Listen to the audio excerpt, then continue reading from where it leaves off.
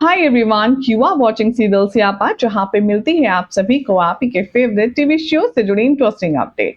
अगर आपने अभी तक हमारे चैनल को सब्सक्राइब नहीं किया है तो फटाफट से चैनल सब्सक्राइब करें, नोटिफिकेशन बेल दबाएं और इस वीडियो को लाइक शेयर करना अपने नियर एंड डियर वंस में ना भूलें। आने वाले एपिसोड में वसुधा के आप देखेंगे कि वसुधा अपने घर में काफी ज्यादा बेचैन घूम रही होगी। दरअसल वसुधा को इस बात का डर सता रहा होगा कि उसका फादर हनुमंत हवेली गया है मीठी थाली की रस्म पूरी करने। लेकिन बड़ी हुकुम को तो कुछ आइडिया ही नहीं है, तो कहीं वो देख कर के कुछ बोल ना दे और जिससे ये सारी बात बनी बनाई बिगड़ना चाहे। इसी बात की कश्मकश में वसुधा बार बार फोन लगाती है देव को, लेकिन देव किसी काम में बिजी होने के चलते उसका फोन पिक ही नहीं करता है। वसुधा कहती है कि भगवान, अब हमारे ससुराल की और हमारे मायके की इज्जत सिर्फ आप ही के हाथों में है और आप ही कुछ कर सकते हैं। दिखाया जाएगा कि जैसे ही चौहान परिवार के घर में एंटर करने वाला है हनुमंत, सबसे पहले उसका इंटेरोगेशन होगा सारिका मैडम के साथ। सारिका यहाँ पर कहती नजर आएगी कि आ गया तो हनुमंत, तुझे क्या चाहिए और ये साज सजा करके, ये श्रृंगार करवा करके थाली में क्या लाया है। अच्छा, तुझे जरूर छुट्टी चाहिए ना, लेकिन तुझे 5 मिनट की छुट्टी भी नहीं मिलेगी, भूल जा।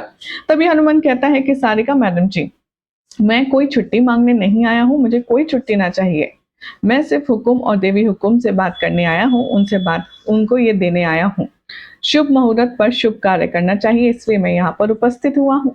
सारिका कहती है कि अच्छा, जरा मैं भी तो देखूं कि रिश्वत देने के लिए तू क्या लेकर आया है सजा कर के थाली में। जैसे ही सारिका उघाड़ करके यानी कि हटा करके देखने लगती है, तभी हनुमंत पीछे खिसक जाता है। वो कहता है कि माफ कीजिएगा सारिका मैडम, लेकिन मैं इसको खोलने का हक सिर्फ और सिर्फ देवी हुकुम और हुकुम सा को दे सकता हूँ, और मैं उन्हीं के लिए लेकर आया हूँ। आप प्लीज उन्हें बुला दीजिए।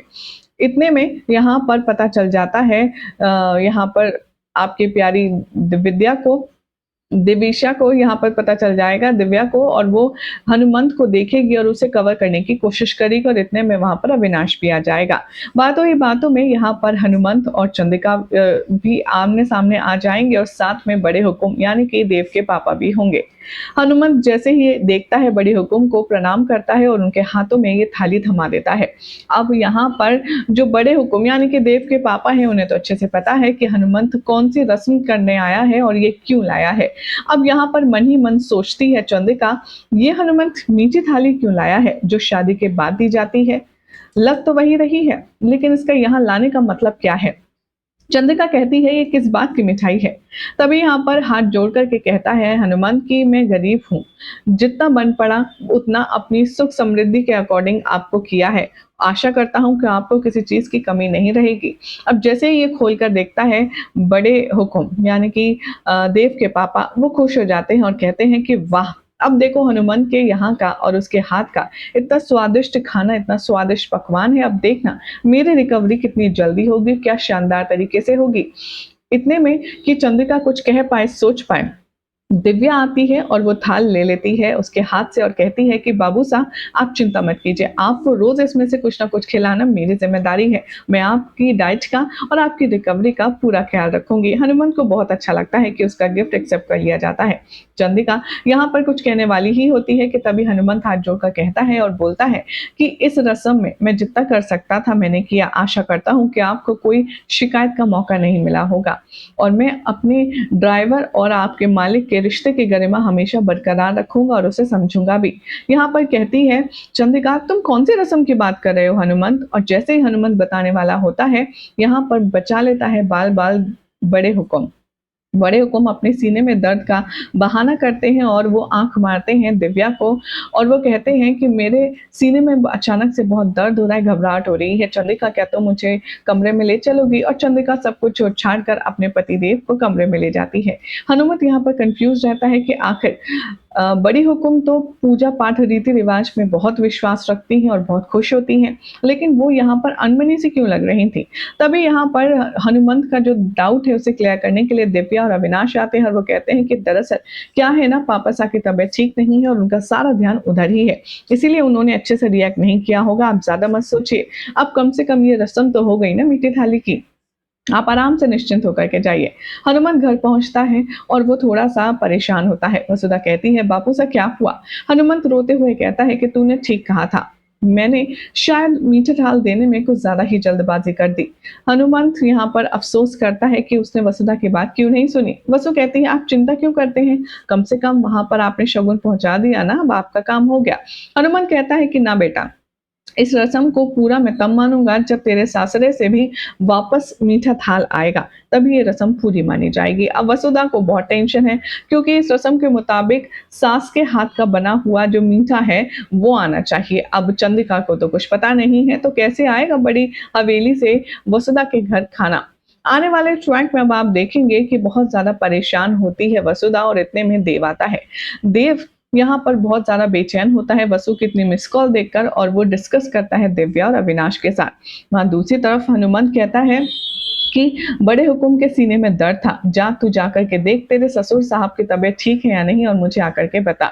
चंद्रिका और यहाँ पर हनुमंत को देखने के लिए जाती है वसुधा अपने पापा से वादा करके और कहती है आप परेशान मत होइए। वसुधा जैसे ही जाती है बड़े साहब के कमरे में, वो इमोशनल हो जाती है और उसकी आंखों से आंसू बहने लगते हैं। यहाँ पर वो सो रहा होता है, बड़े हुकुम ऐसा वसु को लगता है वो उन्हें ब्लैंकेट उड़ा करके और उनकी बुक हटा करके वहां से चली जाती है। लेकिन जैसे ही दरवाजे तक पहुंचती है, बड़े साहब की आवाज लगती है और वो कहती है कि वसु इधर आ, तू रो क्यों रही है? तभी यहाँ पर वो कहती है कि मुझे अच्छा नहीं लग रहा, जिन परिस्थितियों में ये सब कुछ हुआ और आप लोग जैसा मुझे समझ रहे हैं। तभी यहाँ पर फाइनली अपना दिल बड़ा करते हुए देव के पापा वसुधा से कहेंगे कि गलती तेरी नहीं है, तूने तो सिर्फ प्यार किया है, गलती हालातों की है। जिन परिस्थितियों में तुम्हारी शादी हुई उसे कबूल कर पाना, एक्सेप्ट कर पाना सबके लिए आसान काम नहीं है। लेकिन मैं अब ये समझता हूँ, जब मैंने तुझसे उस दिन कहा था कि मैं किस हक से तुझे आशीर्वाद दूं, लेकिन आज मैं वो हक मान रहा हूँ और जताऊंगा भी।